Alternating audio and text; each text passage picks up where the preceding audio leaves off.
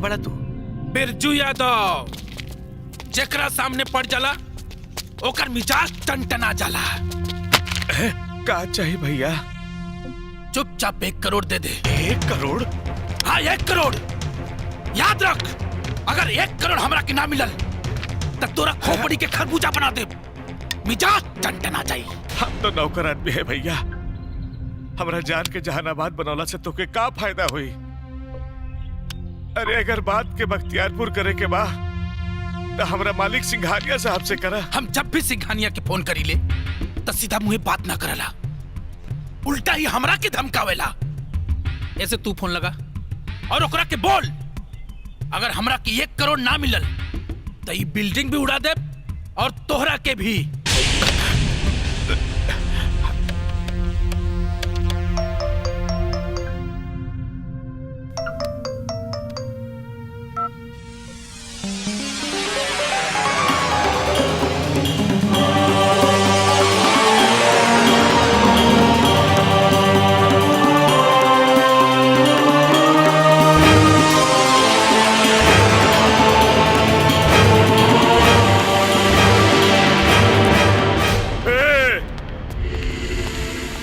हम आ रहे हैं।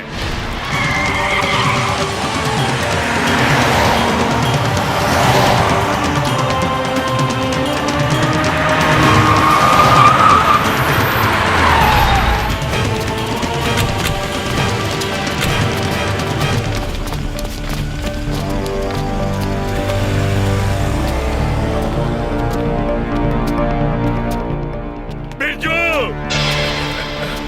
मालिक! सिंघानिया! रुपया लेके चुपचाप सीधे ऊपर चले आओ। कौनो चालाकी मत करना, वरना 1 गोली मारूंगा इसके खोपड़ी में ना, तब मिजाज टनटना जाएगा।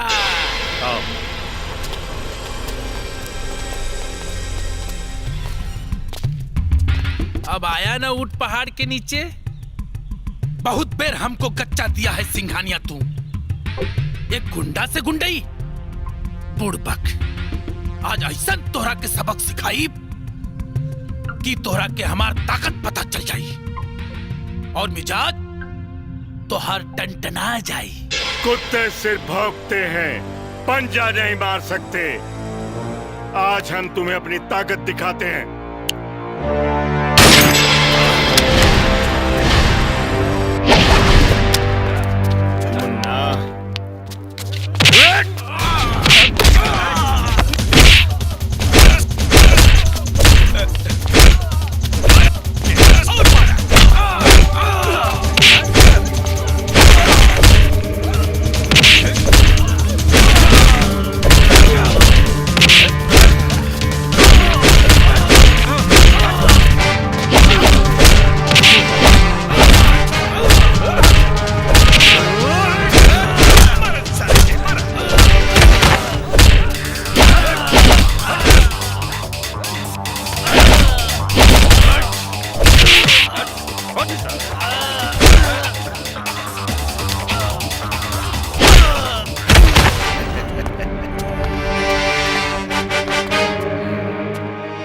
अपने भाई को फोन लगाओ, लगाओ।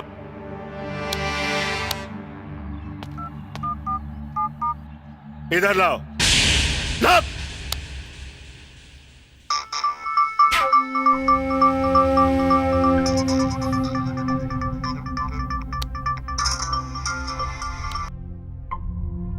हाँ बिरजू, कहाँ बड़ा? जिस भाई को जान पर खेल कर 1 करोड़ रुपया लाने के लिए तुमने भेजा है, अगर उसके जान की सलामती चाहते हो तो 2 करोड़ रुपया लेकर अभी तुरंत फौरन आओ, फौरन। कौन बोल रहा है? हमरा भाई के बारे में उल्टा सुल्टा बकता है?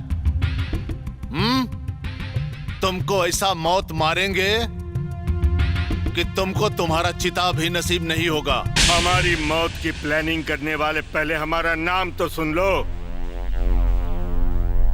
देवनाथ सिंघानिया कहते हैं लोग मुझे। हाँ? सिंघानिया साहब? हाँ, वही सिंघानिया जिसका शौक है दुश्मनी लेना। और दुश्मनों को कुत्ते की मौत मारना। फिलहाल तुम्हारा भाई बिरजू जिस हाल में है, अगर उसी हाल में अपने भाई को पाना चाहते हो तो 2 करोड़ रुपया लेकर आओ, 2 करोड़। वरना वरना जिंदगी भर तुम्हारे भाई को किसी दूसरे आदमी के हाथ की जरूरत होगी, खाने के लिए भी और धोने के लिए भी। नहीं, रुकिए रुकिए, हम अभी 2 करोड़ रुपया लेकर आ रहे हैं। बिरजू भैया, भैया हमारा कैसे चल। बिरजू, हम आ गए नहीं। ले रुपया, पूरा 2 करोड़ बाटे, चाहता गिन लो। जिन्हें अपने ईमान पर भरोसा होता है, उन्हें दूसरे के ईमान पर शक करने की कोई जरूरत नहीं होती। ले जाओ अपने भाई को, मगर याद रखना, दोबारा अगर तुमने ऐसी हरकत की तो शमशान का पता खुद तुम्हारे घर का होगा। ले बिरजू। मैनेजर साहब। जी सर। ये रुपया अपने आदमियों में बंटवा दीजिए। जी अच्छा।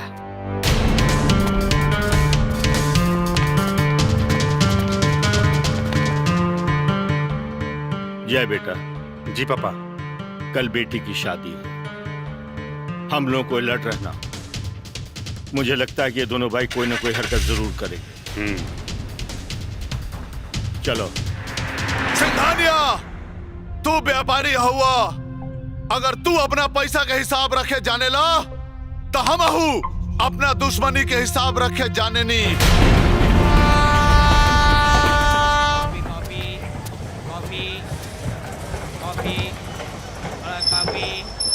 कॉफी।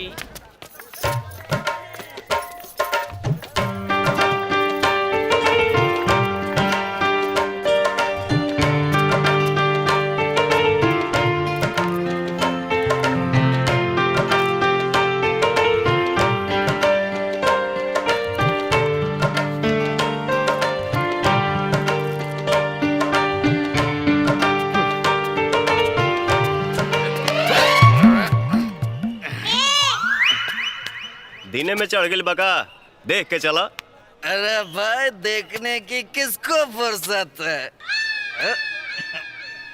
किधर जाना है तुमको? होटल, कोनो सस्ता और अच्छा होटल बताओ। क्या दिख रहा भाई? मस्त शादी करके आ रहा है या शादी करने जा रहा है भाई? उसे तोरा का मतलब है? कोनो सस्ता होटल बताओ ना। सस्ता होटल और यहाँ? अरे भाई, यहाँ होटल लेगा तो महंगा मिलेगा। मेरी मानो तो यहाँ से अंधेरी निकल लो, वहाँ एकदम सस्ता होटल मिलेगा। तो अंधेरी जाए खाती बस केने मिली?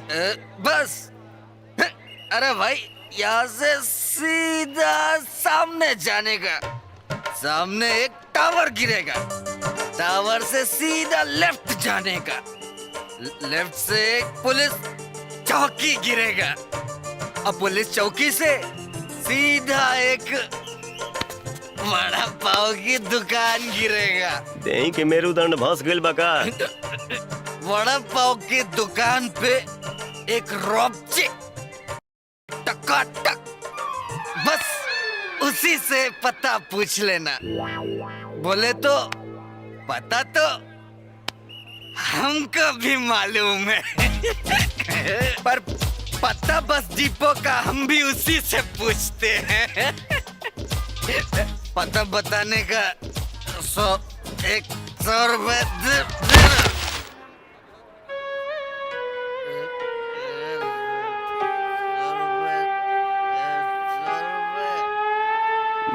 गिरावत खुदे गिर गई, अब ना ला, अब हम का करी?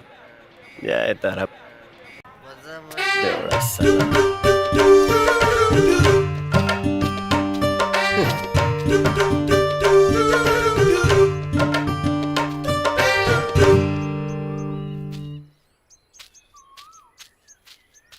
कोटे जायची साहेब, का कहाँ जाना है? ले चला कोनो अच्छा होटल। अच्छा होटल, हाँ। बैठिए।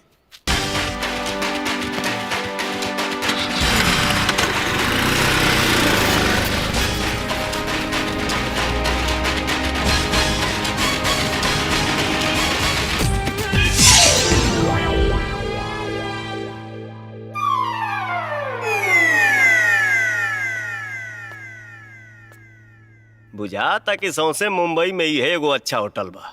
हैं?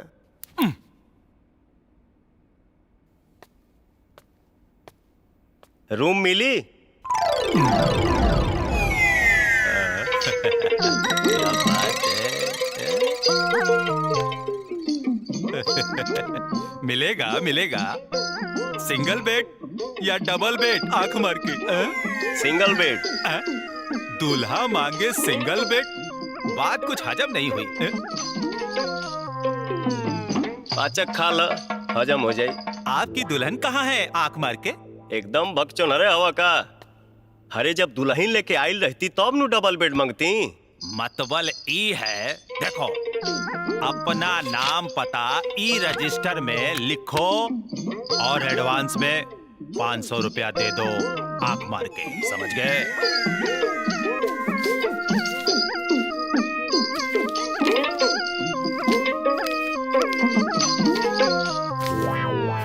चंदू।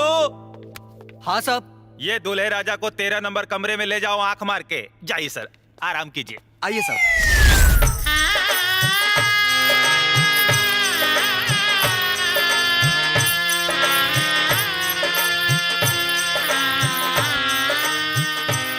रामू जी मैनेजर साहब। सब कुछ तो ठीक ठाक चला था। हाँ। जाके नीचे देख के आवा कि कैटरिंग वाला आयल की ना। अबे हम जाके देखा था। जल्दी जा। हाँ। बैंड वाला कहाँ मर गई? हाँ, अरे ओ बैंड वाले, क्या हो गया तुमको यार? कहाँ तक पहुंचे? चलो जल्दी आओ, जल्दी आओ। है बुड़बक। जय विजय। जी पापा। देखो बारात आने का समय हो गया है। अपने आदमियों से कहो कि वो बिल्कुल सतर्क रहे। जी। एक भी अजनबी अंदर आने न पाए। आप चिंता मत कीजिए पापा, हमने घर के अंदर ही नहीं बल्कि घर के बाहर भी अपने तमाम आदमियों को फैला रखा है। हाँ पापा, दुश्मन की एक भी गलत हरकत उनकी मौत को और भी तकलीफ देह बना सकती है। बस एक बार बेटी की शादी शांति से हो जाए, मेरा सपना पूरा हो जाए। हो जाएगा पापा। आओ।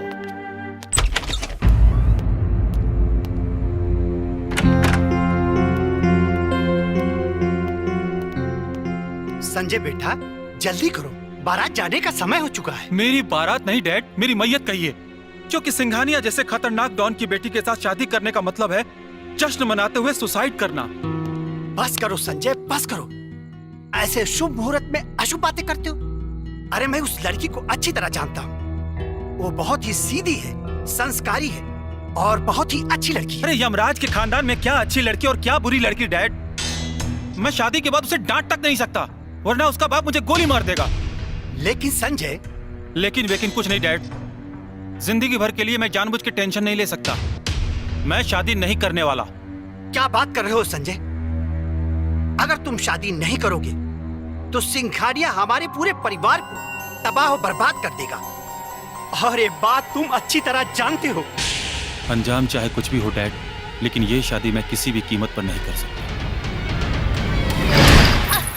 मैनेजर, क्या है? कुछ गुंडा लोग हमरा पीछे लागल बाड़े। जल्दी से हमरा के कहीं छुपा लो, तभी कॉल लगा के। अरे गुंडी के पीछे गुंडे? क्या बात करती हो तुम? हाँ यार, लोग हमरा से जबरदस्ती करे लागन। हम हो काटा रखे नहीं, चिपका देनी हम है भी कॉल लगा के। बहुत ही डेंजर है ये तो। देखो माँ नहीं, बहन देखिए, आप जो भी है ना, यहाँ पर कोई भी कमरा खाली नहीं है। आप जा सकती हैं आंख मार के, समझ गई ना? तोहरा पता बा कैसे कइल जाला? फेविकॉल लगा के। अरे इसमें फेविकॉल लगाने की क्या जरूरत है? अरे हम है ना, हम तुमको डिटेल में बताएंगे। पहले एक बात बता, ये सब कुछ जानकारी के लिए है कि वाकई कुछ आंख मार के है? तोहरा के फंसावे खातिर। फंसाने के लिए? यदि तू 10 सेकंड के भीतर हमरा के कोनो रूम ना देले त हम 10 मिनट के भीतर पुलिस में रिपोर्ट लिखवा देब कि तू हमार रेप करे के कोशिश कैला। ओकरा बाद तोहर सौंसे जवानी खुद के बेकसूर साबित करे के कोशिश में निकल जाई। फिर भी कॉल लगा के। ठीक है ठीक है, एक काम करो, तुम खुद ही जाकर देख लो, जो रूम तुमको खाली मिलेगा ना घुस जाना आंख मार के, समझ गई ना? देश का कानून इतना टाइट है कि उसके आगे कुछ टाइट हो ही नहीं सकता। आंख मार के।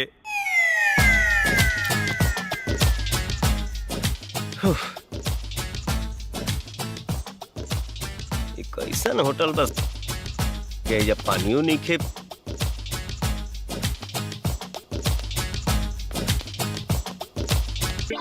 काहे सर जी पानी उनी मिली? अरे भाई मुझसे नहीं, चंदू से पानी मांगो।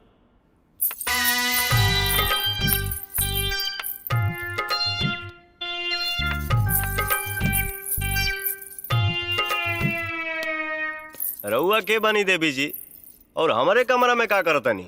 माना कि हमरे जैसन तू हो भोजपुरी अवार्ड, वैसे लोग हमरा के प्यार से तिल्ली कहेले और नाम है तितली। माने हम गईनी बहरी त तू आ गईलू भीतरी, का काम बा? काम काम था आज रात यहीं रुके के विचार से आइल बानी। तेरी कॉल लगा के आई हो दादा, फेविकॉल लगा के आयल भी आए भैया। एक बार सटी तो फिर हटी ना। बाहर निकल। ये रहे दो ना। पुलिस? पुलिस कहाँ रे? ढूंढो रे। जी साहब। कुठे आहे मुलगी? मुलगी कुठे आहे? मुर्गी? यहाँ कौनो मुर्गी नहीं खे साहेब। मुलगी म्हणजे लड़की। मेरे साथ जास्ती भंकस नहीं करने का। मेरा नाम इंस्पेक्टर बीबी काटकर है, समझा क्या? जी, मने बीबी को काटकर। ये शाणे, जास्ती शान पट्टी नहीं करने का, नहीं तो कान के नीचे बजाऊं क्या? साहब जी, मुर्गी ची जूती। जूती? जूती में से पैर किधर गए? चले गए। किधर चले गए? खिड़की मुकी बाहर। शिंदे। हाँ सर। अरेस्ट कर हेला। हाँ सर। ए कहाँ रे?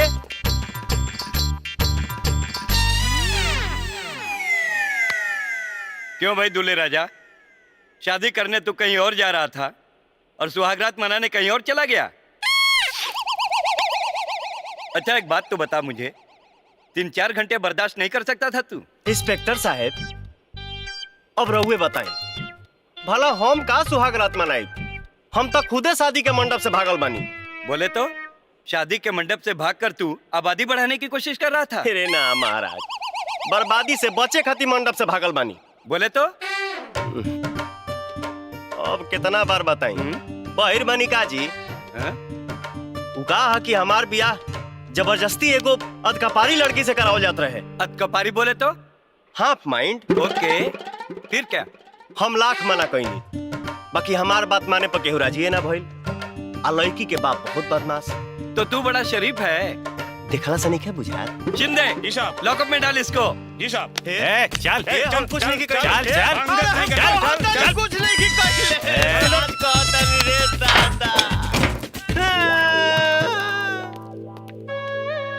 जा तो गवनी भात तो ना खनिए तारा बहनी के हम भाड़ा परा की तार बहन फोलो लोग।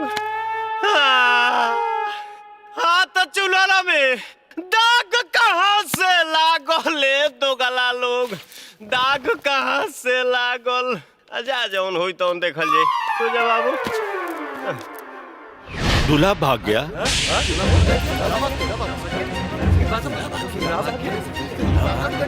दूल्हा भाग गया? दीदी दीदी दूल्हा तो भाग गया।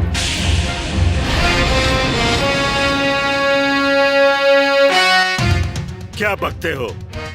दूल्हा कैसे भाग सकता है? त्रिलोकचंद, जरूर तुमने उसे भगाया होगा। ये क्या कह रहे हैं सिंघानिया साहब? आपकी बेटी तो मेरी बहू बनने वाली थी, और फिर ये तो मेरे लिए सौभाग्य की बात थी सिंघानिया साहब। लेकिन तुम्हारे बेटे ने दुर्भाग्य का काम किया है। अगर वो लड़का नहीं मिला तो दुनिया हंसेगी मुझ पर, मेरा मजाक उड़ाएगी, मेरी इज्जत मिट्टी में मिल जाएगी। और अगर ऐसा हुआ तो मैं तुम्हें और तुम्हारे खानदान को छोड़ूंगा नहीं। ऐसा नहीं। सिंघानिया साहब, जाओ जाके उस लड़के को कहीं से ढूंढ के लाओ, इस शहर का चप्पा चप्पा छान मारो। जाओ ढूंढ के लाएंगे उसे। आप रिलैक्स, आप बैठिए, आप आराम से बैठिए, टेंशन मत लीजिए पापा, हम उसे जरूर वापस लाएंगे। पापा आराम से, मैं पुलिस को फोन करता हूँ। इंस्पेक्टर घोसले हमारा आदमी और हमारी मदद जरूर करेगा। हाँ आप चिंता एकदम मत कीजिए मालिक, उसके पीछे सारा हम अपना आदमी लगा दिए हैं। कहीं न कहीं से उसको ढूंढ के यहाँ पर लाएंगे ही। हेलो, कौन? जय सिंघानिया। हाँ पापा से बात करो, 1 मिनट। भोसले, मैं सिंघानिया बोल रहा हूँ। बोलिए सिंघानिया साहब, क्या कहा? दूल्हा भाग गया? हाँ, वो मंडप से भागा है। 1 मिनट सिंघानिया साहब, एक दूल्हे को पकड़ा है अभी हमने, शादी के मंडप से भागा है। हाँ हाँ, शेरवानी पहने हुए है। हाँ वही है। लेकिन ये बोलता है कि आप लोग बदमाश हैं, इसके लिए आपकी बेटी से शादी नहीं करेगा। भोसले, ये सिंघानिया की इज्जत का सवाल है, उसे पकड़ कर उसी पुलिस स्टेशन में बिठा कर रखो। हमारे आदमी अभी जा रहे हैं, समझे? जी। नमस्कार इंस्पेक्टर साहेब। नमस्कार, कहिए। हाँ, सिंघानिया साहब ने हमको भेजा है। आपने जो दूल्हे का दुमका पकड़ कर रखे हुए हैं, उसी को हम ले जाने आए हैं। शिंदे, दूल्हे राजा को ले आओ।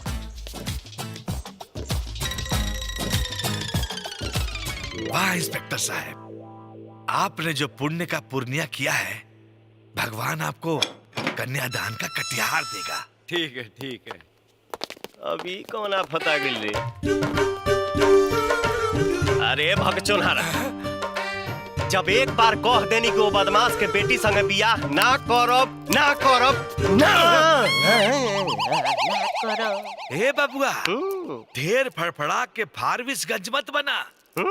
तोहार बियाह के बथना उहे लड़की से होई। एकदम ना होई। इसको जल्दी से ले जाओ यहाँ से। ए, पकड़ के अरे तोरी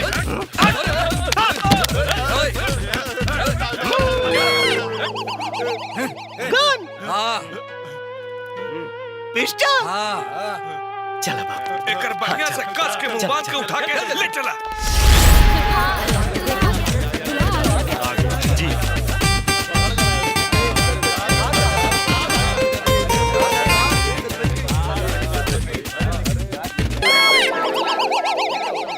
अरे लाइट को क्या हो गया? जल्दी कीजिए जजमान, मुहूर्त निकला जा रहा है। हाँ हाँ पंडित जी ठीक बोल रहे हैं।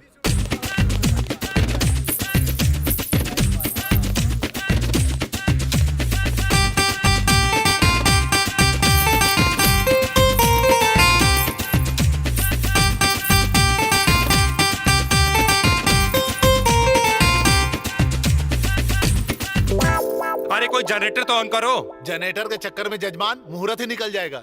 पंडित जी, अंधेरे में शादी शुरू कीजिए। हाँ पंडित जी। ओम वक्रतुंड महाकाय सूर्यकोटि समप्रभ निर्विघ्नं कुरु मे देव सर्वकार्येषु सर्वदा। ओम स्वस्ति न इंद्रो बृहस्पतिः स्वस्ति नो पूषा विश्ववेदाः स्वस्ति नक्षत्राः अरिष्टनेमिः स्वस्ति नो बृहस्पतिर्दधातु।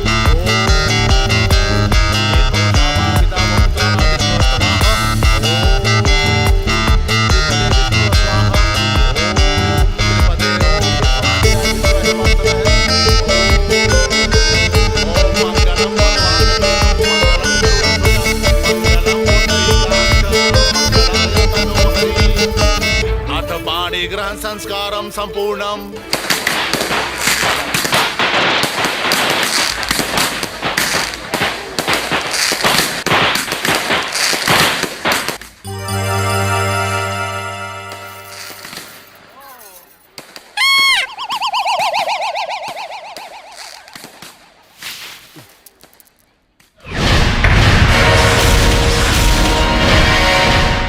अरे ये किसको उठा के ले आए?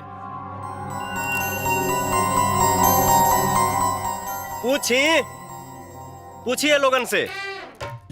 अरे हम तो यहाँ आवे खातिर तैयारे ना रही, बाकी लोग हमके बंदूक के नोक पर यहाँ उठा के ले आइले, तो हम सोचनी कि राम जी के ही है मर्जी बा। चला बाबू।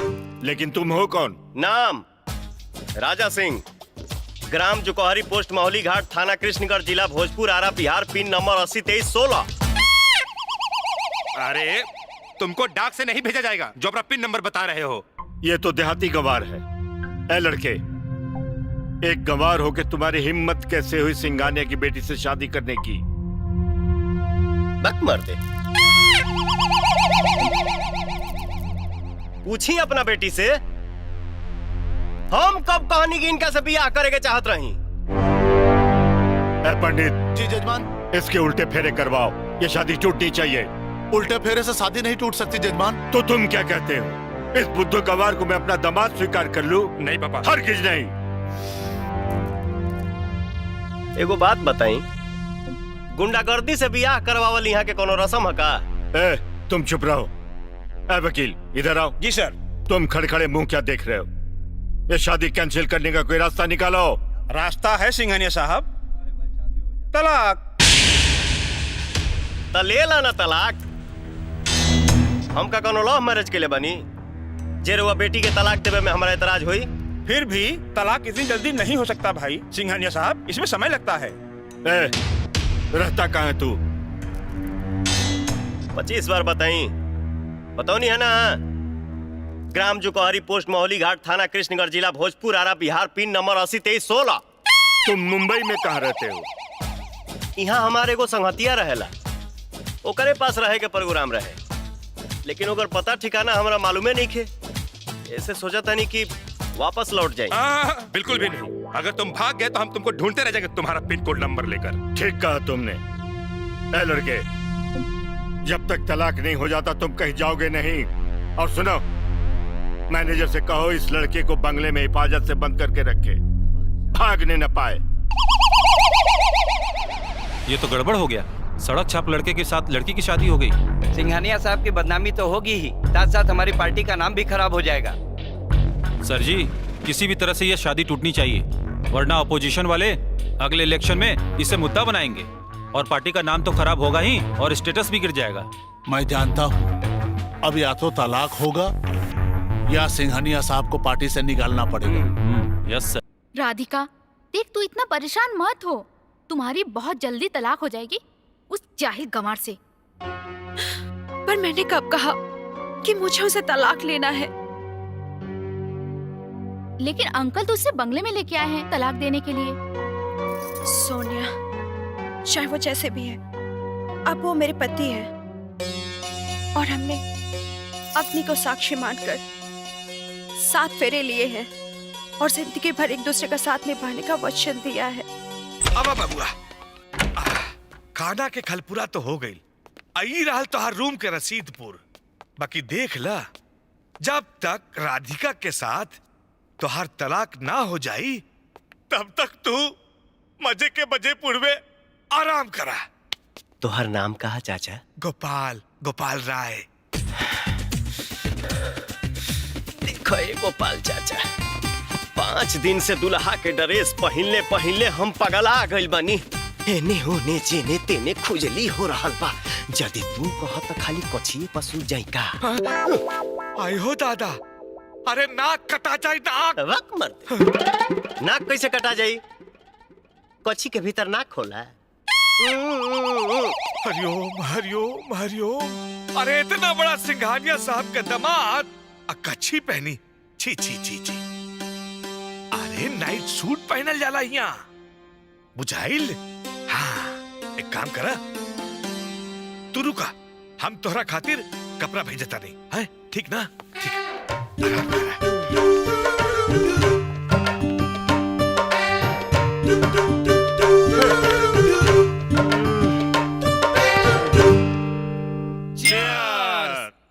सिंघानिया का होके वाला दामाद मंडप में पहुंचा से पहले ही भाग गई। अच्छा? और रास्ते पे चलत एगो आदमी के पकड़ के ओकर बियाह कर दियल गई। तो ओकर भाग त चमक गइल, लेकिन सिंघानिया त गइल। हाँ भैया, सिंघानिया का अब तक पगड़ी भी उछली और पार्टी से भी निकालल जाई। पार्टी से निकालल जाई तो कर ताकत जाई तेल लेवे, आ ताकत जाई तेल लेवे, ओकरा बाद हमनी ओकरा के कुत्ता के मौत मारब जा। न भौंक पाई न काट पाई। हीरा से बड़ा नगीना ना, और सरजू से बड़ा कमीना ना। ये सिंघानिया था गईल। हाँ भैया, दुश्मन के बर्बादी के खुशी में आज हमनी के मिजाज टनटना जाए के चाहिए। हाँ, आज तक जशन होके दा।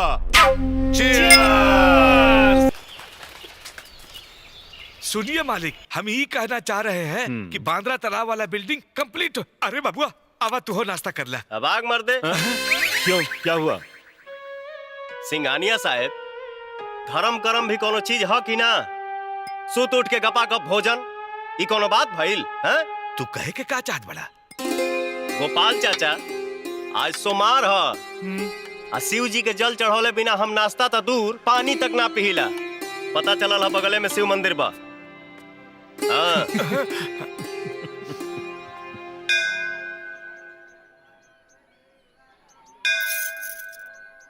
जय भोलेनाथ।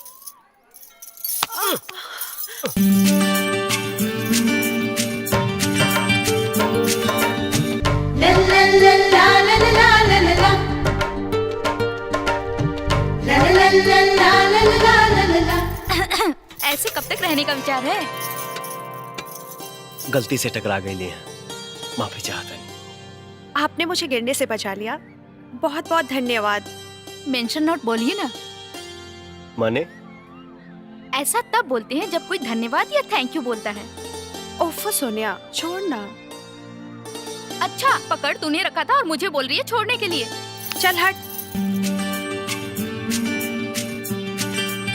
तुम सिंघानिया साहब की बेटी राधिका हो ना? अच्छा, तो आपको मेरा नाम भी पता है? बात उतर आते गोपाल चाचा से तुम्हारा नाम सुन ले रही। वैसे पूजा पाठ में तुम्हारा बहुत मन लगेला। हाँ, इससे मन को शांति मिलती है। और आपको? हम तो आयल रहे भोले बाबा के जल चढ़ावे, लेकिन देवी के दर्शन हो गए।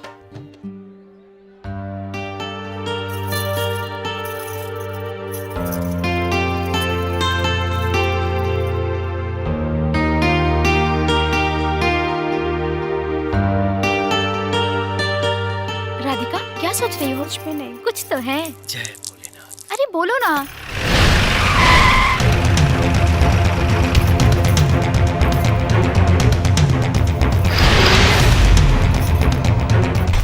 अरे, ये तो सिंघानिया की बेटी है।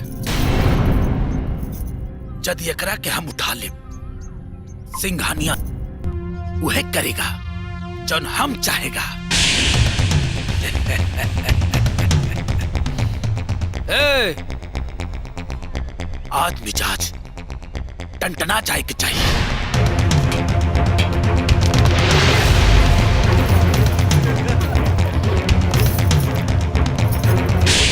कौन हो तुम लोग?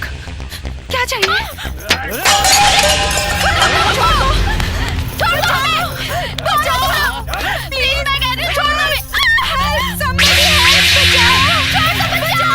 है भैया, छोड़ दे जा।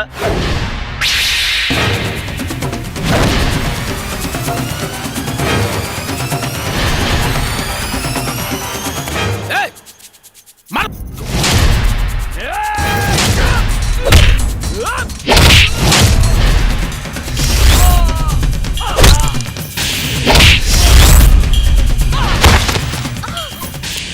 ये तो हमार दोस्त राजा हवे। तो चल के जल्दी से अपना दोस्त के बचावा, फेविकॉल लगा के।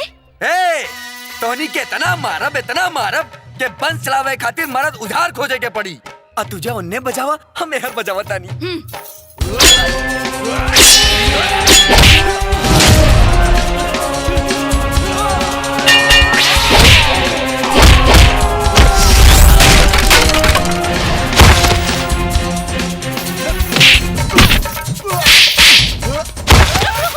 ऐसे मारल जाला? तब कैसे? हम बतावतानी। ऐसे।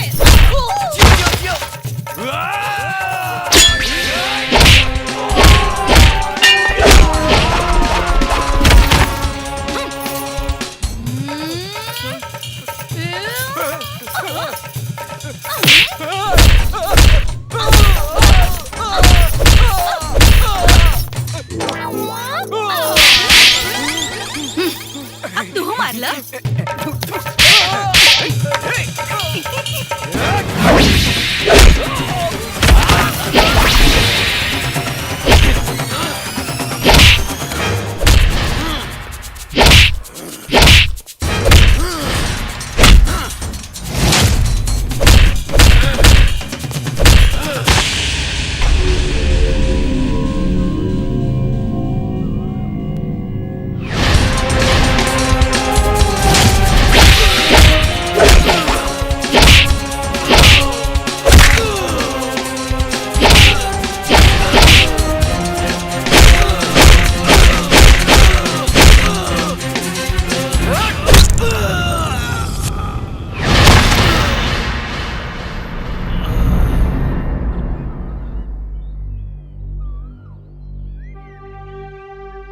तू लोग जा घरे।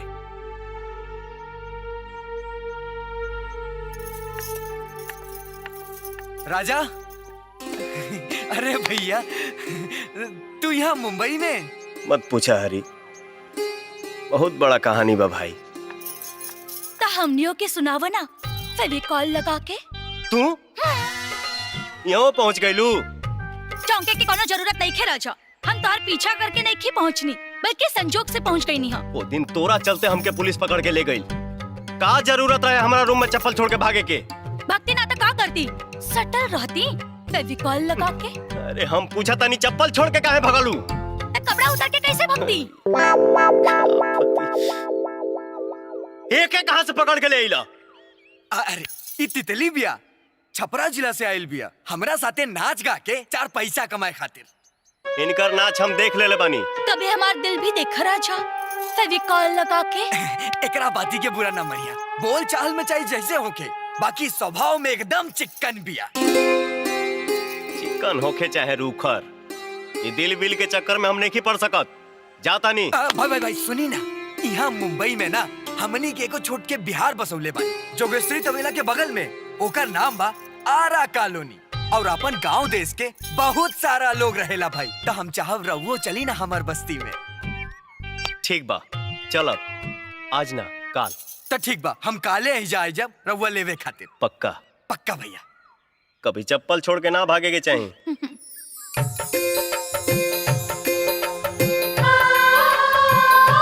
हम तो चप्पल छोड़ के भागल रहनी, तो दिल लेके भाग गए राजा।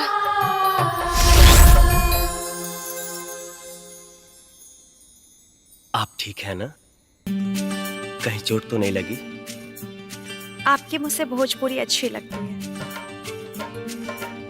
सही।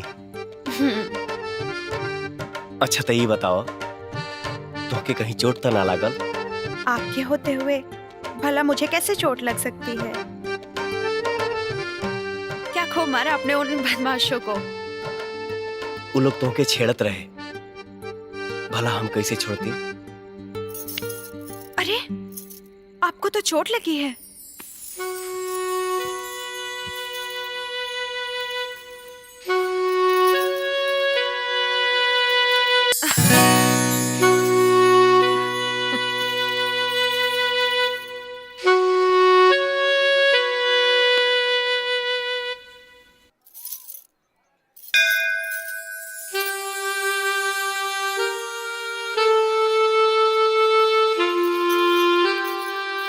अरे भैया तोहरे राह देखत रहनी है।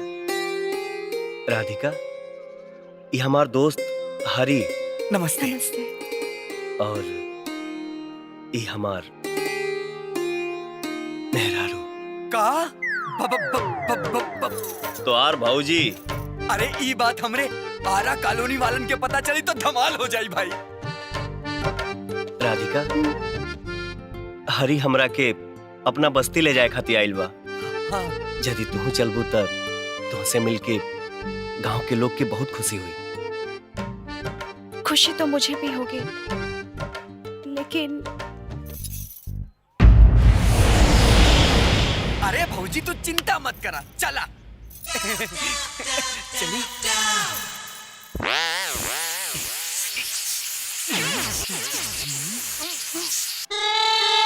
ए, क्या हंस रहा है?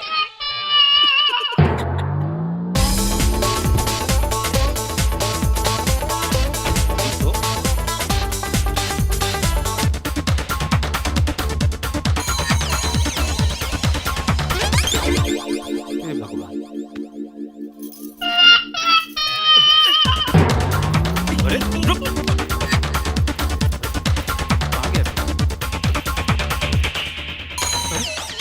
भगवान, ये भी पंक्चर।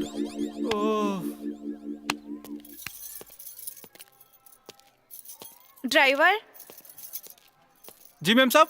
चलो घर जाना है। मैडम गाड़ी का 2 टायर पंक्चर हो गया है, पता नहीं कैसे। फिर घर कैसे जाएंगे? मैडम गाड़ी बनवाने में तो टाइम लगेगा, तब तक आप पकड़ लो टैक्सी और चलो आप, तब तक मैं गाड़ी बनवा के आता हूँ। ओके। जी।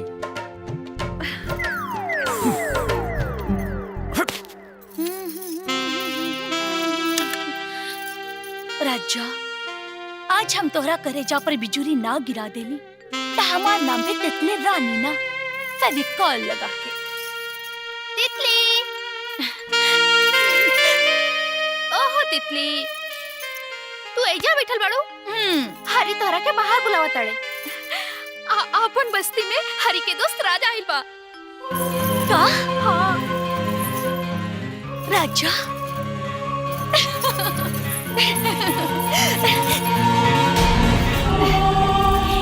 राम सीता की जोड़ी बनल रहे, जुग जुग जिए बिटवा। अरे वाह, कितना अच्छा जोड़ी बा। हे तिल्ली, ओन्ने का खड़ी बाड़ू हो, हेन्ने आवा।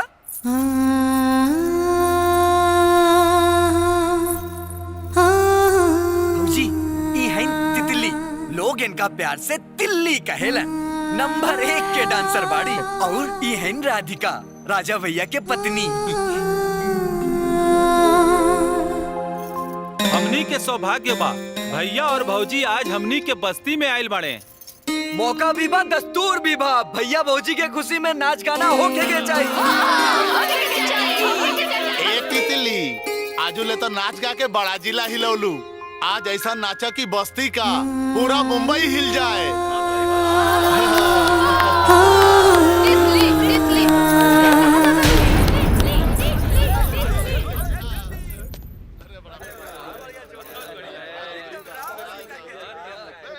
का? तू ही का कहत बाड़ू तितली? प्यार और राजा से? हाँ हरी, जब से हम राजा के देख ले बानी तब से ही हमरा प्यार हो गई। सपना से निकल के हकीकत में आवा। तोरा के पता होके के चाही, राजा के बियाह हो चुकल बा। जब प्यार भइल तब भी बात कहाँ पता रहे। अब तो पता हो गई ना। अपना दिल के समझावा। जे बीत गई से बात गई।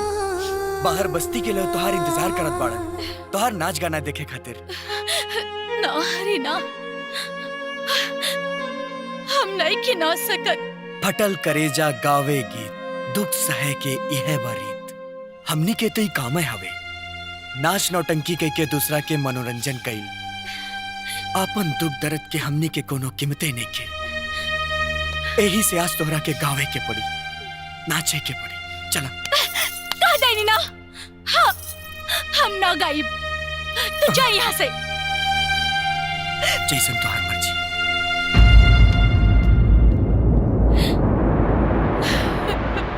कितनी बार मैंने कहा कि जब तक उस गवार का तलाक राधिका के साथ नहीं हो जाए तुम लोग उसे अकेला नहीं छोड़ोगे। मगर तुम लोगों ने मेरी किसी बात पर ध्यान ही नहीं दिया। पापा, कहाँ गई थी तुम? और इस गवार के साथ क्या कर रही थी? जवाब दो। पापा, मैं मंदिर गई थी और वहाँ गाड़ी खराब हो गई, तो ये मुझे यहाँ ले आए। ए लड़के, एक बात कान खोल के सुन लो। ये सच है कि राधिका के साथ तुम्हारी शादी गलती से हुई है, लेकिन हकीकत यह भी है कि उसके साथ तुम्हारा कोई रिश्ता नहीं है और तुम अच्छी तरह जानते हो कि राधिका के साथ तुम्हारा तलाक होने वाला है। लेकिन पापा, और जिसके साथ तलाक होने वाला है उसके साथ घूमने से कोई फायदा नहीं। अब आग मरते। हमार मतलब जब सच्चाई सबके पते बा तो हमें बदनामी के सवाल कैसन? इसलिए कि सच जब तक चप्पल पहनता है झूठ तब तक पूरे समाज का चक्कर लगा चुका होता है। हेलो, हाँ वकील साहब। वाह, ये तो बड़ी अच्छी खबर सुनाई आपने। चलिए कल कोर्ट में ही मिलते हैं। ओके।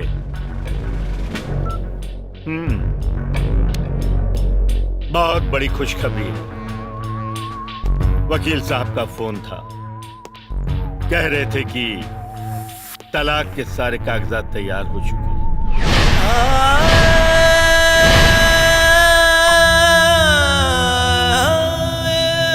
बस कल तुम दोनों को कोर्ट जाना है और उसके बाद तलाक हो जाएगा और फिर तुम दोनों हमेशा हमेशा के लिए इस नकली रिश्ते से मुक्त हो जाओगे।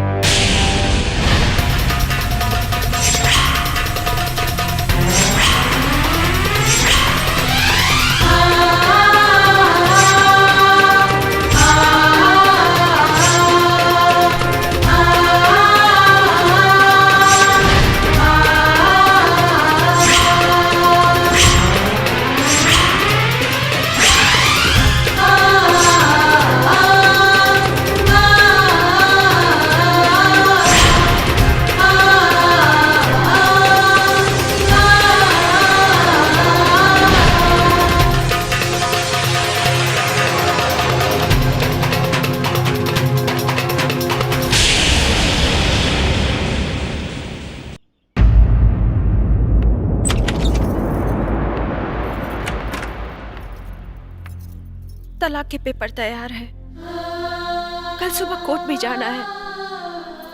अब क्या होगा? वह हुई जे नसीब में लिखा हुई। नसीब? अगर नसीब में तलाक ही लिखा होता तो भगवान हमारी शादी गलती से क्यों कराते? हो सका था कि हमनी के साथ इतने दिन तक लिखा लोगे। नहीं राजा, नहीं। हमारा साथ 7 जन्मों तक का है। ये सच है कि हमारी शादी गलती से हुई थी, मगर ये भी सच है कि मैं तुमसे बहुत प्यार करती हूँ और तुम्हारे बिना जी नहीं सकती। मैं मर जाऊंगी लेकिन तलाक के पेपर पे साइन नहीं करूंगी। कभी नहीं करूंगी, कभी नहीं करूंगी। राधा,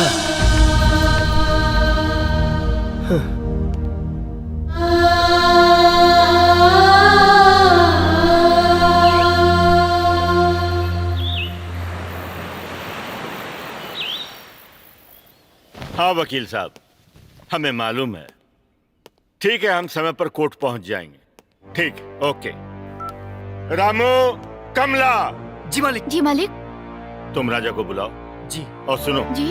जाके राधिका को बोलो जल्दी से आ जाए, हमें कोर्ट पहुंचना है। जी मालिक। जय, गाड़ी निकालो। मालिक, राजा साहब कमरे में नहीं है, पूरा बंगला देख लिया, नहीं मिले। मालिक, राधिका दीदी अपने कमरे में नहीं है। क्या हुआ पापा? चलिए ना। राजा और राधिका दोनों गायब हैं। What? अपने आदमियों से कहो कि वो शहर का चप्पा चप्पा छान मारे।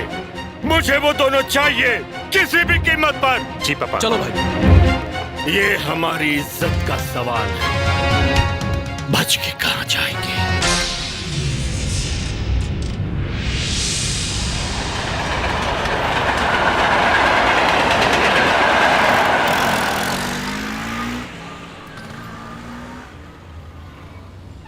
एगो बात हमरा समझ में भी नहीं खियावत कि तू दोनों भागत काहे बाड़ा।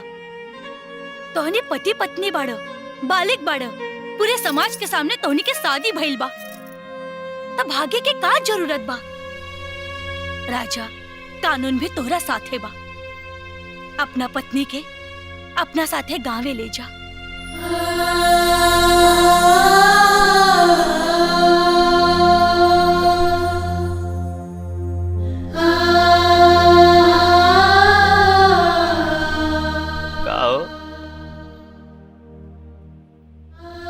चलबू ग्राम जोकहरी पोस्ट मौली घाट थाना कृष्णगढ़ जिला आरा भोजपुर बिहार पिन नंबर 802316।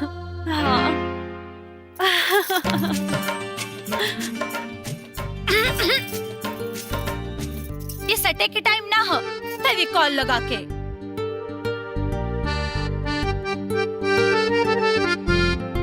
चली अब जल्दी से पटना एक्सप्रेस पकड़े और निकल जाइए अपना गाँव में। ठीक कहतिया।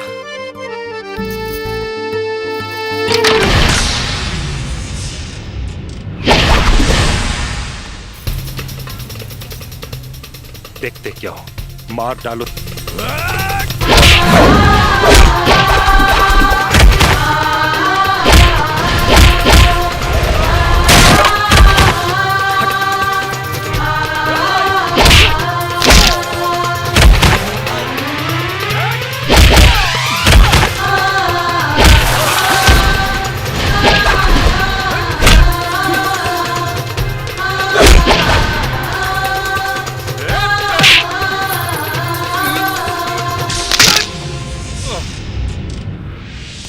सार हवे, सारे बन के रहो।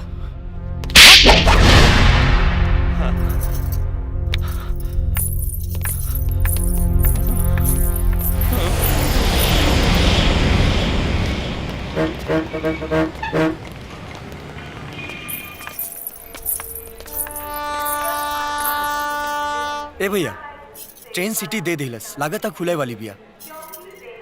राजा के ख्याल रखिए।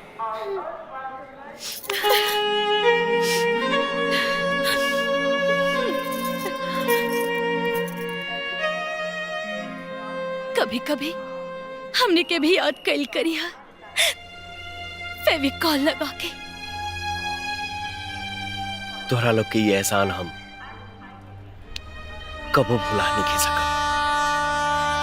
जल्दी चला भैया, ट्रेन खुल जाई। हाँ।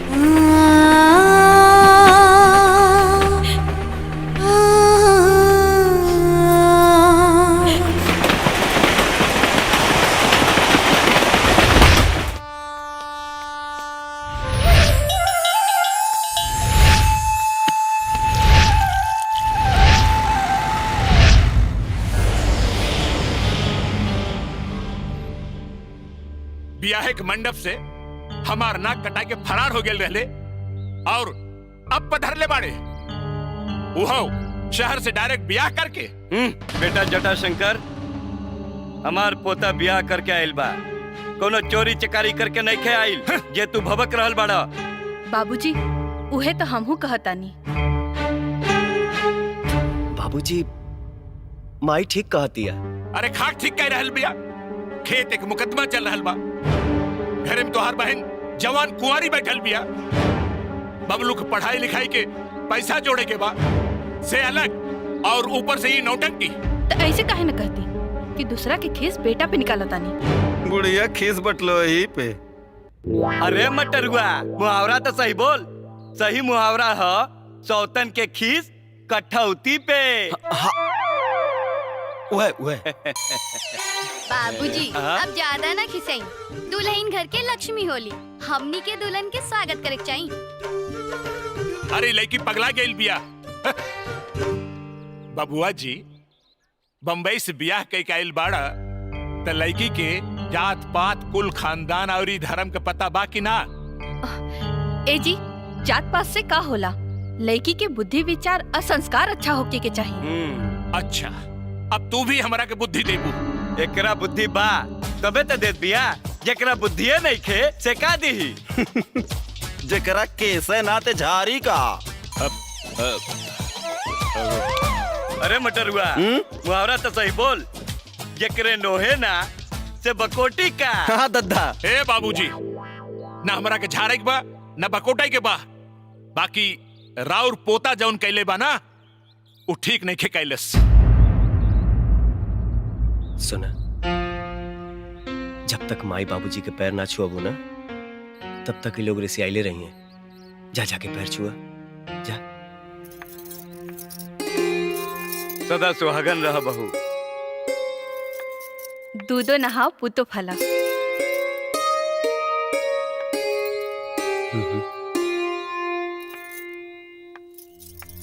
हाँ हाँ ठीक बा ठीक बा।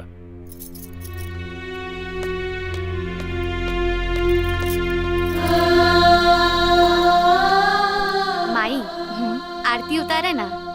देखा, परेशान मत होकर, बाबूजी बहुत सीधा हमें 1-2 दिन में पिघल जी। हाँ बबुआ, बहू एने आवा।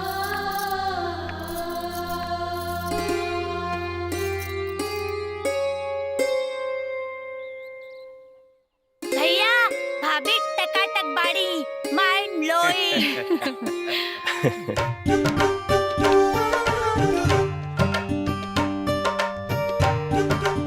चला भितरी चला। आवा भौजी चला। चला बेटा।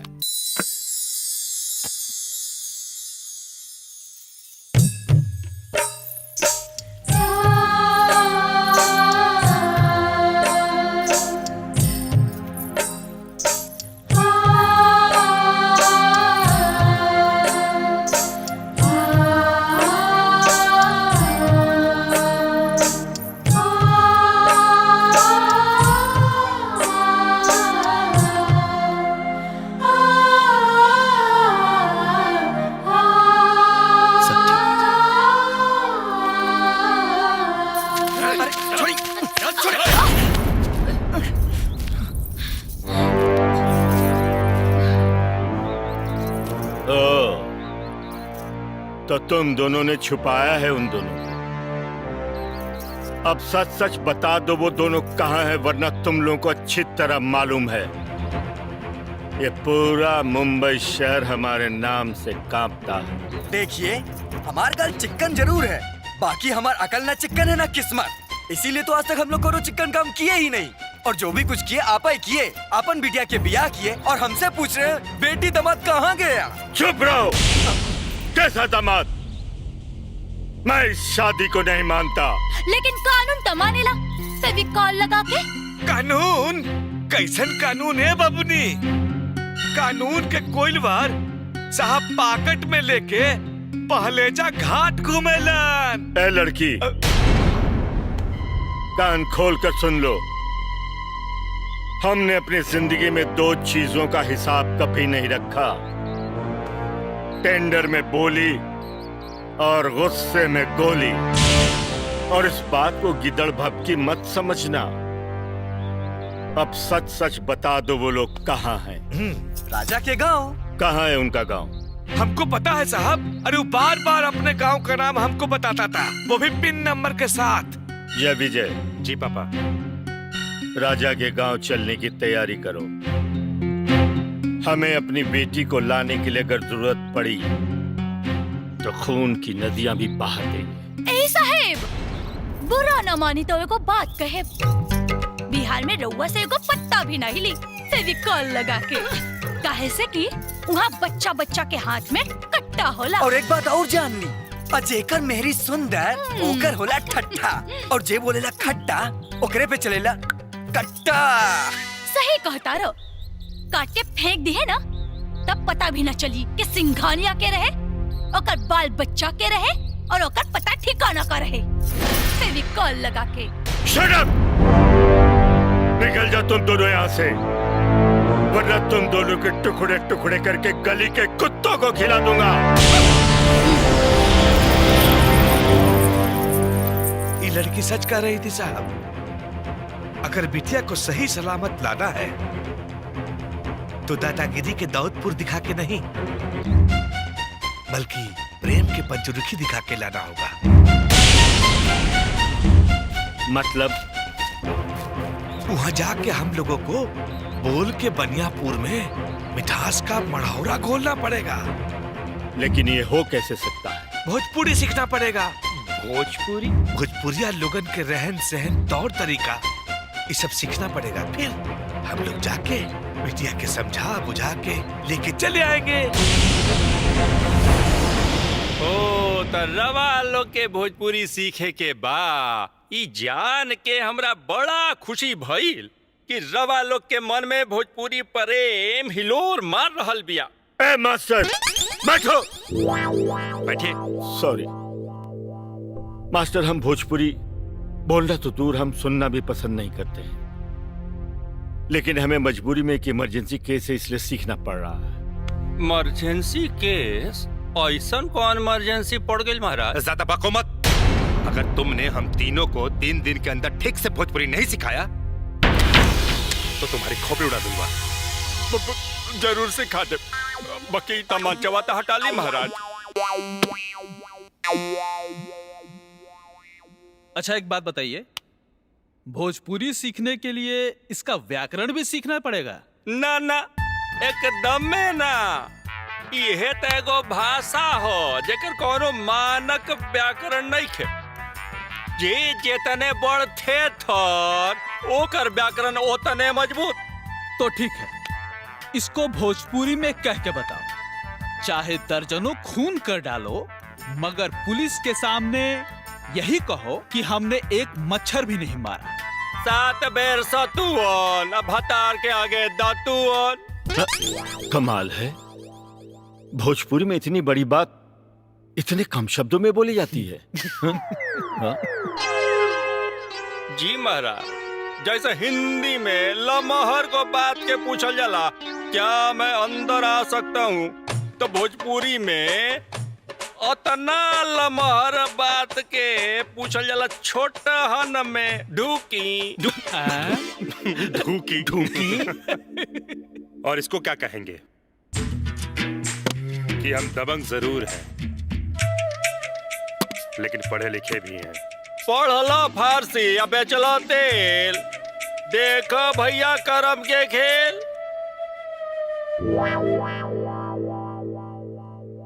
और अगर रास्ते में अगर टॉयलेट लग जाए तो उसे क्या कहेंगे? पापा पूछ लेता हूँ, पता नहीं रास्ते में कब लग जाए। हाँ हाँ पूछ लेते हैं। बताइए। अगर रास्ते में टॉयलेट लग गया तो उसको क्या कहेंगे? झाड़ा लागल बा।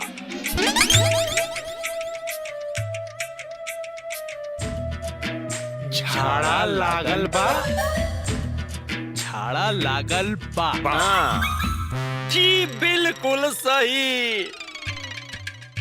मास्टर एक बात बताओ, इसको भोजपुरी में क्या कहेंगे?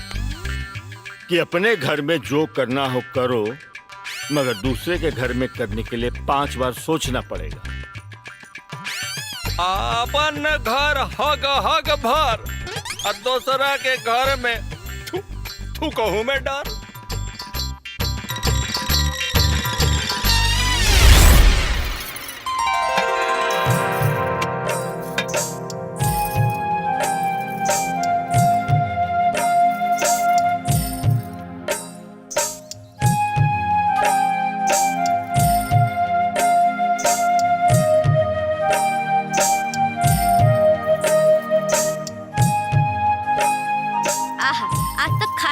मजा आ गई।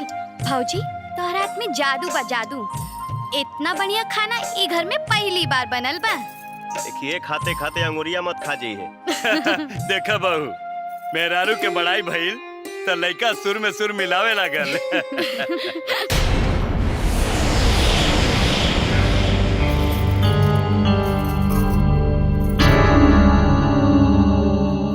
केस की काबिल जी बोली ना।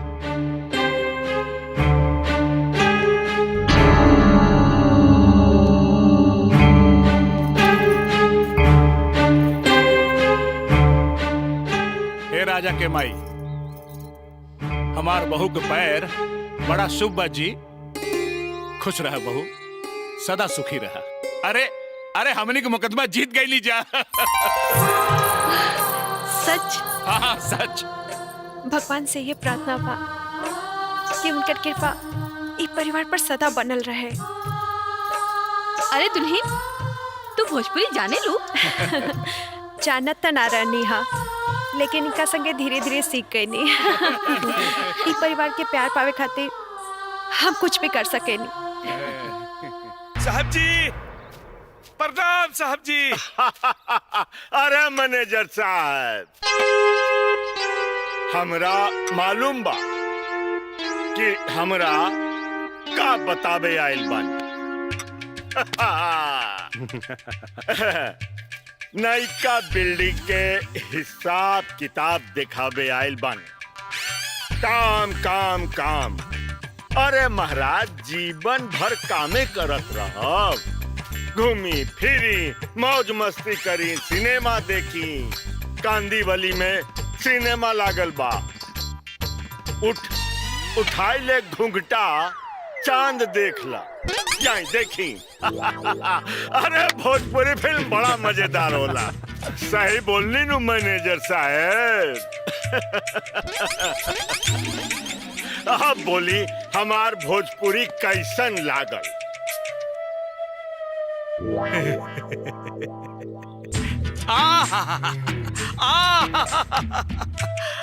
राउर गप के गाजीपुर सुन के हमार हृदय के हाजीपुर में आनंद आ गई सरकार, आनंद आ गई।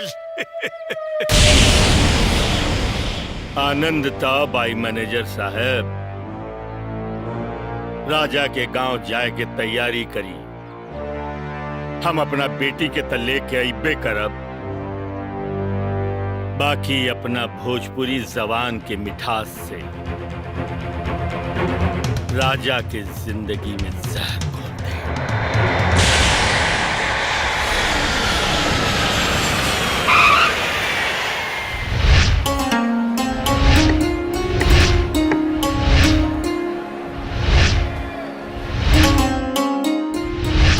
अरे रघुवीर चाचा, राउर घरे पतो नइखे आइली।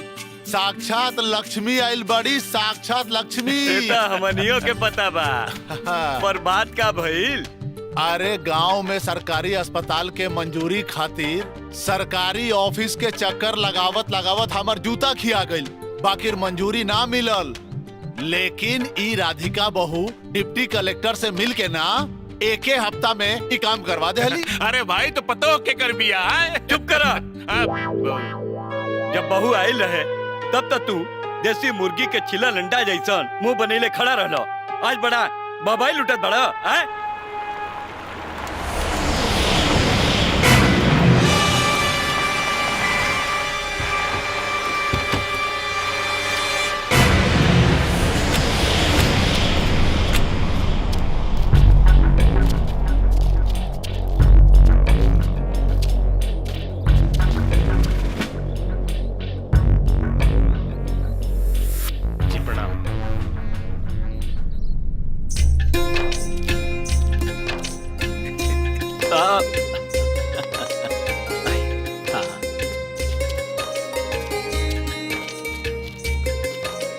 बाबूजी जी प्रणाम। ये दादाजी जी प्रणाम। और ये मुखिया जी हमारे छोट भाई। और ये सिंघानिया साहब। अरे प्रणाम। जी प्रणाम प्रणाम। और हम राजा के ससुर, और ये हमार बेटा जय और विजय, और ये हमार मैनेजर गोपाल जी। आओ भाग की रउआ सबे हमारा घरे पधारनी। ढूकी अब मतलब अंदर चली। आई चली चली चली चली भीतर चली। पापा प्रणाम। पापा खुश रह, सदा सौभाग्यवती रह। पापा आप मुझसे नाराज है ना? नाराज? वो कहे के बेटी, अरे अरे औलाद के खुशी में तब बाप के खुशी होला। हम कहे के नाराज हो। अच्छा आप सब बैठिए, मैं चाय लेके आती हूँ। अच्छा आई आई। बाबूजी अचानक रहुआ यहाँ? सरप्राइज देवे आ गई नहीं। रउआ भी हमरा बिना बतौले राधिका के लेके यहाँ आ गई नी। बाद में हम सोचनी तब अपना गलती के हमरा बड़ा एहसास भई। कुछ रस्म रिवाज भी बाकी रह गई रहे। एगो तो बेटी बिया, कौन अरमान में कमी न रह जाए। अरमान? हाँ बेटा, हमनी के समाज में एकरा के पग फेरा कहल जाला। जोना में लड़की बियाह करके फिर नैहर लौट जाली आ दामाद जाके ले आवल। जी, हमनी के यहाँ एके दोंगा कहल जाला। तो समझी कि हम अपना बेटी के दोंगा करावे आइल बानी। अगर रउआ लोग की मर्जी होखे त। समझी जी, एकर मतलब ही भइल कि राउर हमार घर आंगन सुना करा आइल बानी जा। अरे भाई, जब बहू चल जाई तो सब कुछ सोना हो जाई ना। बाकी रउआ ओकर पिता बानी, रउआ के भी हक बना। भला हमनी के का इतराज हो सकेला? अरे जब रउआ इतराजे नहीं के तो फिर बात का बा? जल्दी से विदाई कर दी। आज बड़ा शुभ दिन बा। हाँ, समधी जी पहला बेरी घर आइल बानी। आज तो जलसा होखे के ही चाहिए। हाँ बाबूजी, रउआ कह देनी तो जलसा शानदार होकी।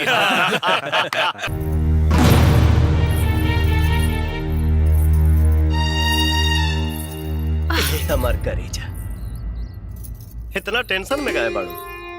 अरे तोहके तो आज और खुश होके के चाहिए। तुहार बाबूजी तोहके विदा करा के ले जाए आइल बाड़े। ये बात के तो चिंता हमरा खाए जा रहल बा कि पापा अचानक से यहाँ आ गइलन। न जाने काहे बहुत डर लागत बा। एमे डरे के का बात बा? तुहार पापा बिल्कुल बदल गइल बाड़े। बिटिया के जुदाई उनसे सहल ना गई। देखलू है ना, शहरी से गंवाई बन गई और हमनी के भाषा भी सीख लेलन। कुछ भी हो, हमरो के छोड़ के कहीं न जाए।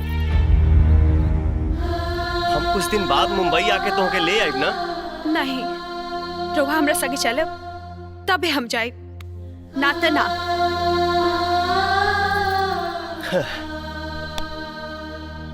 अच्छा ठीक बा, हम तोरा साथे चलब। खुश? तनी मुस्का दो। काहे कि तू जब मुस्कालू ना तो ऐसा लागेला जैसे गरीब के झोपड़ी में ललटीन जर के लोगे।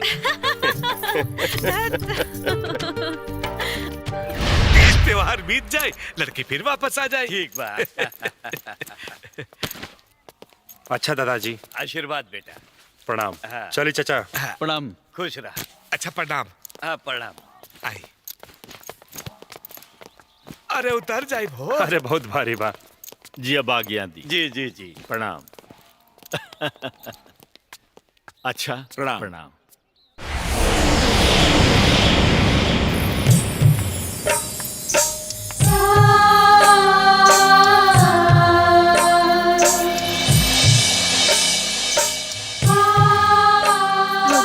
रउआ जल्दी आई है।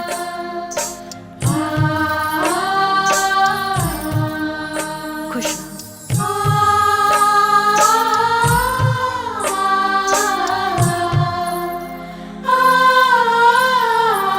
सदा सुहागन रह बहू। सदा सुखी रह बहू।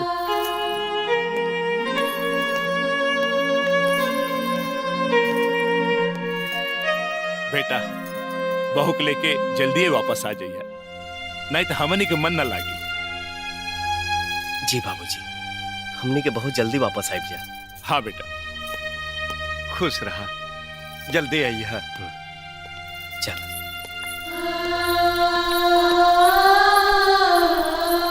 भैया भाभी बाय बाय।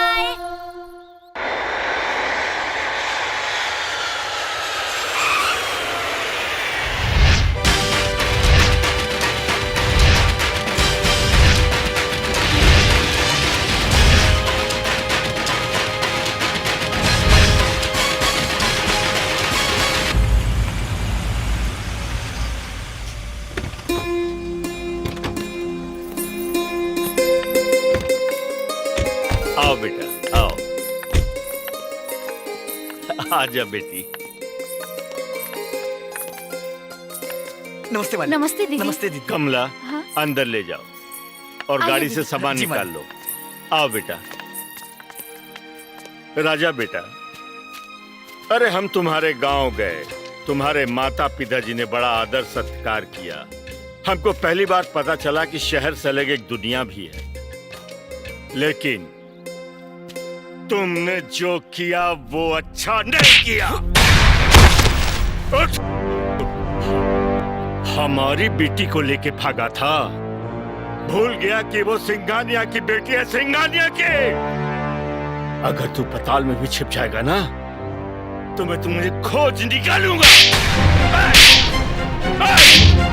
पापा, पापा प्लीज राजा को छोड़ दीजिए पापा। ले जाओ उसको कमरे में बंद करो। पापा प्लीज,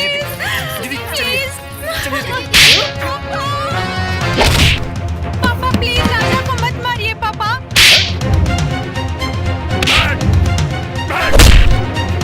पापा मेरे राजा को छोड़ दीजिए पापा।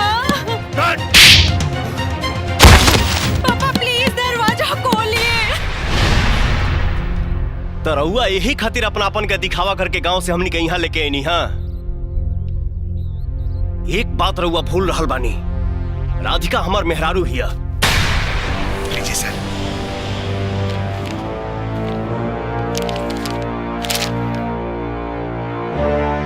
चुपचाप तलाक के इस पेपर पर दस्तखत करो और दफा हो जाओ यहाँ से, वरना यहाँ से तू नहीं तेरी अर्थी जाएगी।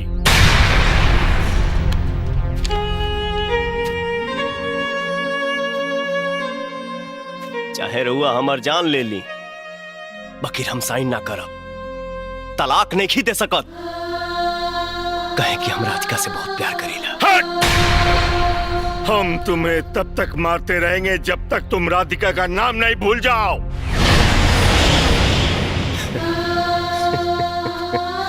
सिंघानिया साहब, भोजपुरिया जवान है, जियल भूल सकीला, लेकिन ओकरा के नहीं भुला सकत जेकरा संगे जिए मरे के कसम कइले बानी। प्यार कइले बानी, कोनो चोरी ना। सिंघानिया साहब, मारे के बाद तो दिल पर गोली मारी, दिल पे।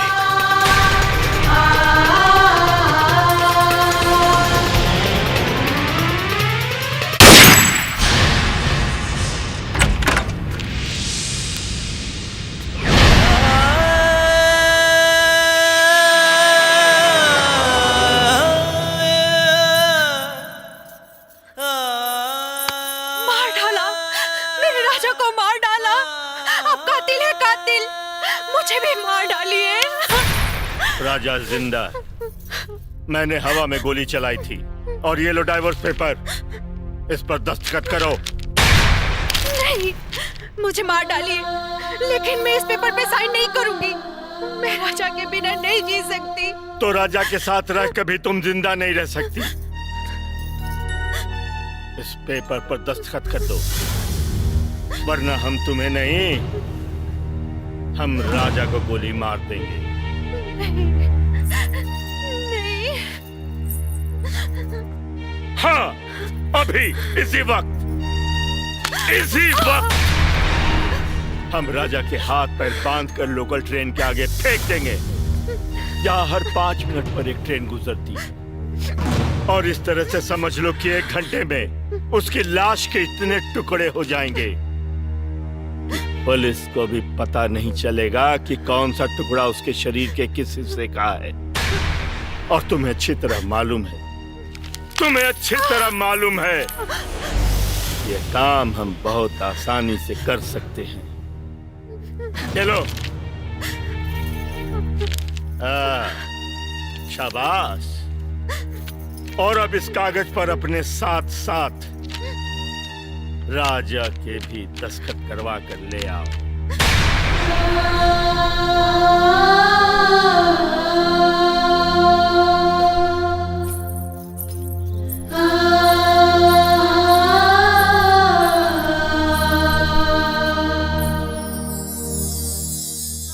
तू एक पेपर पे साइन मत करिए। हम साइन कर चुकल बानी। ऐसा नहीं क्या हो सकत, ये सब झूठ है। तू साइन नहीं कर सकत, काहे कि हम तो से बहुत प्यार करीला। और यदि ये लोग हमके मारे के चाहता ना तो हम मारे खातिर तैयार बानी।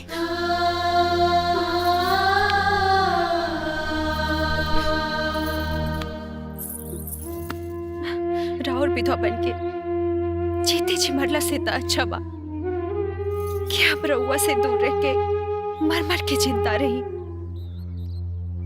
रउआ हमरा से दूर जहां भी कहीं जिंदा रही, हमरा संतुष्टि त रही कि हमनी के प्यार त जिंदा बा। और फिर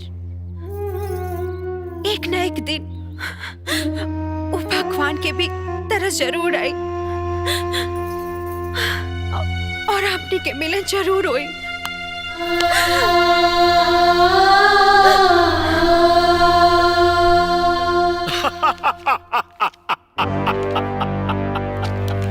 देखा, हमेशा जीतने वाला सिंघानिया फिर जीत गया। आज की रात इस जीत के नाम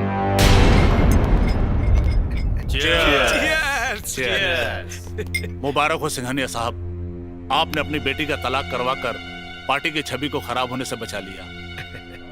अगर ये तलाक नहीं होता तो अपोजिशन वाले इसे मुद्दा बना सकते थे। ठीक कहा। सिर्फ जाम ही टकराना है या फिर कुछ और भी बंदोबस्त है? अरे आपके परेशान हुए के कोनो जरूरत नहीं है साहब।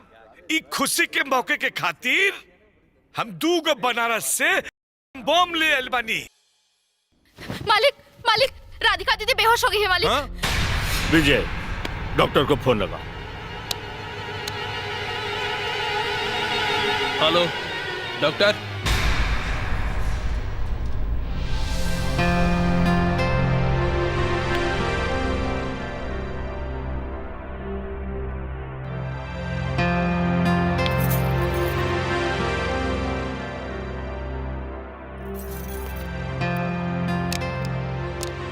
मुबारक हो सिंघानिया साहब, आपकी बेटी माँ बनने वाली है। क्या? जी।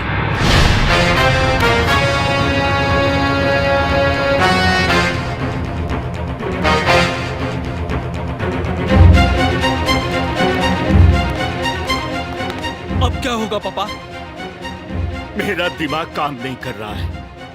ये बात अगर बाहर फैल गई तो बड़ी बदनामी होगी और इस बार इलेक्शन भी लड़ना है। विरोधी इसको मुद्दा बना देंगे। आखिर क्या किया जाए पापा? अब तो एक ही रास्ता है, एबॉर्शन। नहीं नहीं, ये मेरे राजा की निशानी है, इसे मुझसे कोई नहीं छीन सकता। अगर आप लोगों ने जबरदस्ती की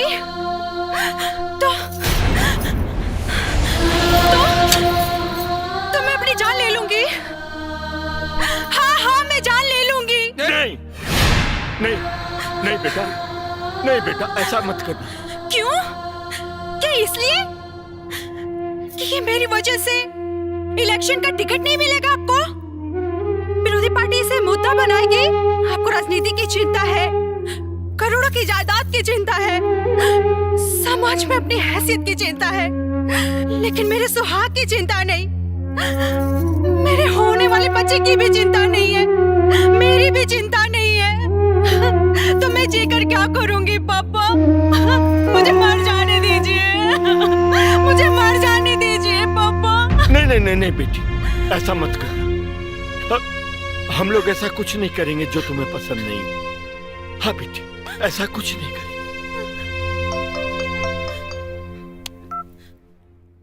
हेलो हेलो सिंघानिया साहब। खुराना साहब नमस्ते। नमस्ते सिंघानिया साहब, आप इसी वक्त पार्टी के हेड ऑफिस में आ जाइए। अभी? जी हाँ, अभी। लेकिन आपका आना बहुत जरूरी है सिंघानिया साहब, क्योंकि इलेक्शन का टिकट का बंटवारा करना बहुत जरूरी है। जल्दी आइए। लेकिन प्लीज कम सून। ठीक है, आता हूं। Thank you.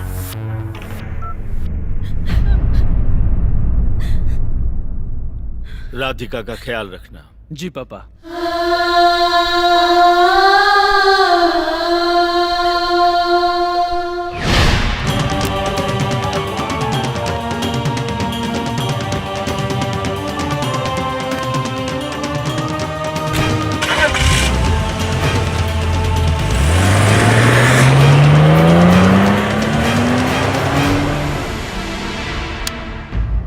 घड़ी दो घड़ी के साथ रहे,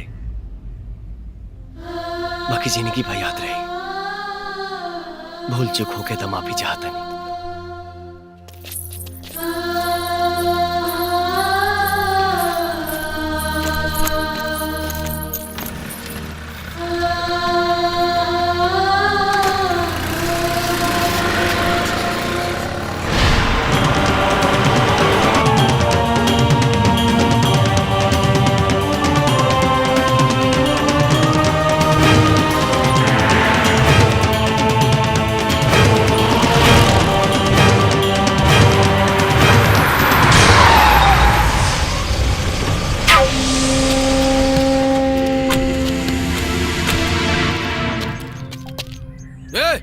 बाहर निकल, ना तो यक्का गोली में तोर मिजाज टनटना जाई।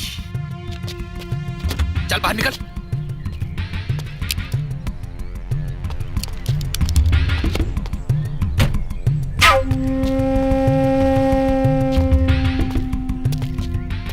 सरजू यादव नाम है हमार। जेंगा हीरा से बढ़ के नगीना ना होला, ओंगा सरजू से बढ़ के कमीना ना होला। रुका रुका,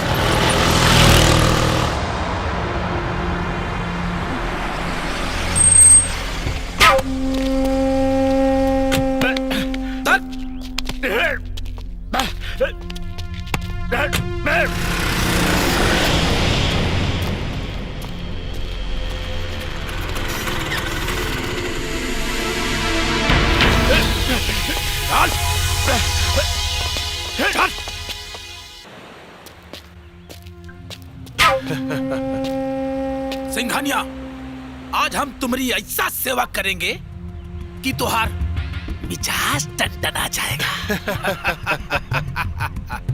देखला हमार पावर, जब चाहती ना चूंटी लेखन मसल के रख देती। सरजू यादव नाम है हमार, सरजू यादव।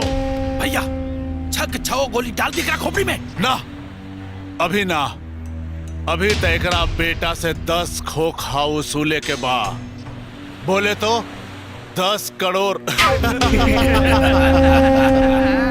ओकरा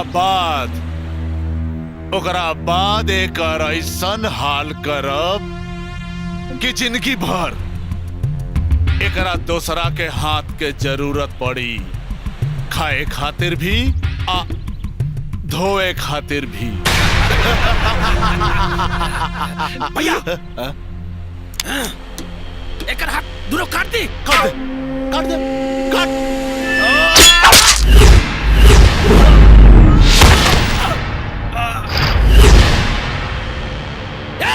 मारा।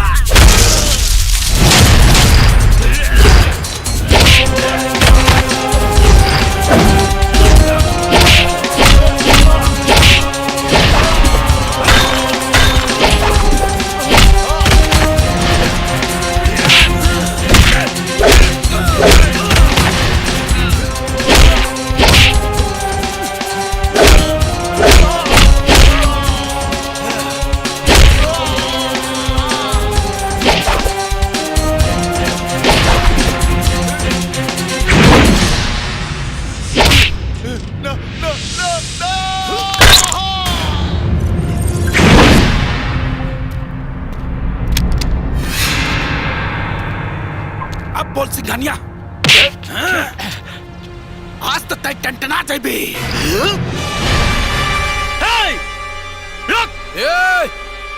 तू आगे मत बढ़िए, नहीं तो आज तू भी टंटना जाबे।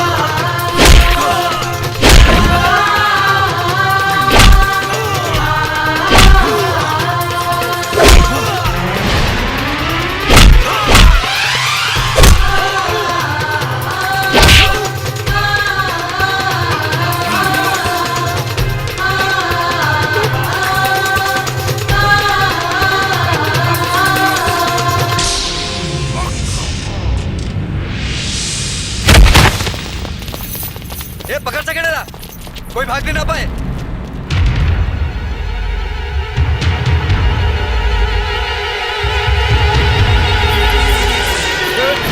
राजा राजा राजा जल्दी हॉस्पिटल ले चलो, जल्दी।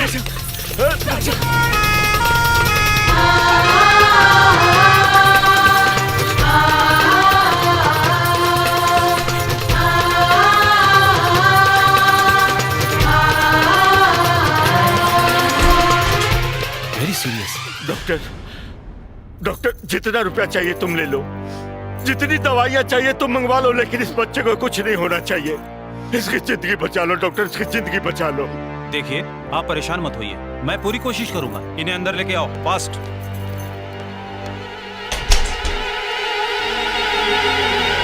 राजा राजा राजा, पापा पापा, राजा को क्या हुआ पापा? राजा को कुछ नहीं तो होगा। है। हाँ वो ठीक हो जाएगा, पापा घबराओ मत, राजा को कुछ नहीं होगा, वो ठीक हो जाएगा। खून बहुत बह चुका है और पेशेंट की बॉडी में ब्लड की बहुत कमी है। आप चिंता मत कीजिए डॉक्टर साहब, हम अभी ब्लड बैंक में जाके ब्लड का बंदोबस्त करते हैं। देखिए मैंने ब्लड बैंक में बात कर ली है इंटरकॉम से, बट ऐसा है कि मरीज का ए पॉजिटिव ग्रुप होने के कारण वहाँ पे ब्लड अवेलेबल नहीं है। ब्लड का इंतजाम जल्द से जल्द करना पड़ेगा। तो मेरे शरीर से ब्लड का एक कतरा ले लीजिए, लेकिन मेरे राजा को बचा लीजिए डॉक्टर। हाँ डॉक्टर, पापा बोलिए ना। मेरा खून ले लीजिए, हम सबका खून ले लीजिए, लेकिन राजा को कुछ नहीं होना चाहिए डॉक्टर, कुछ नहीं होना चाहिए। जी डॉक्टर प्लीज। हाँ डॉक्टर। सिस्टर इन लोगों का ब्लड टेस्ट करो। आप सब मेरे साथ आइए।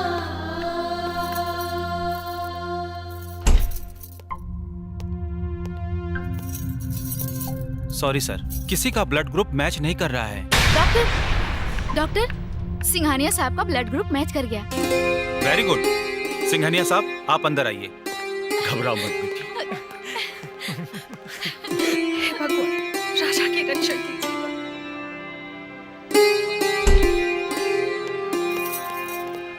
मुबारक हो, ऑपरेशन कामयाब रहा। अब डरने की बात नहीं है।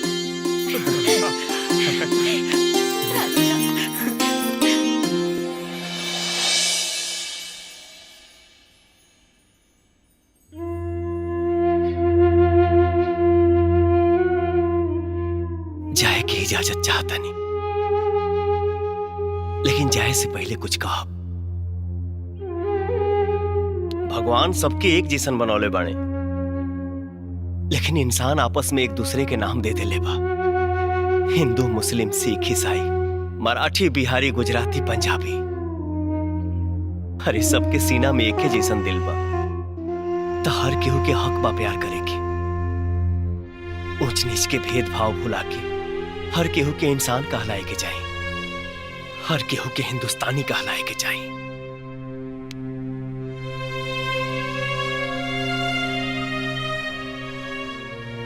हमके लागत है कि हमार भाषण कुछ लंबा हो गई। खैर, गलती सलती होके तो माफी चाहता नहीं। राजा,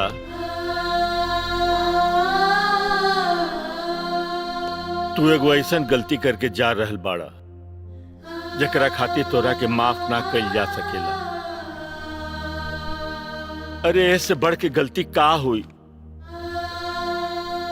कि अरे तू अपना मेहरारू के छोड़ के जा रहल बाड़ा। राजा, अरे तू तो हमारा आंख खोल देला। अब चाहे सौंसे दुनिया हमार दुश्मन हो जाए, अके हम तोरा के अकेले ना जाए दे, अकेले ना जाए दे। अरे तू तो ई घर के दामाद बाड़ा और ई घर के दामाद रहबा, हमेशा रहबा।